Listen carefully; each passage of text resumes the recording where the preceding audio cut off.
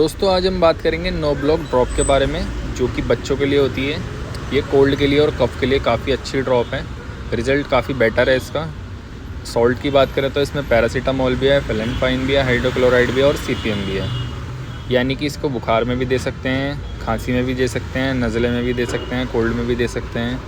काफ़ी अच्छी ड्रॉप है दोस्तों। स्टार मैनकाइंड कंपनी द्वारा इसको बनाया गया है।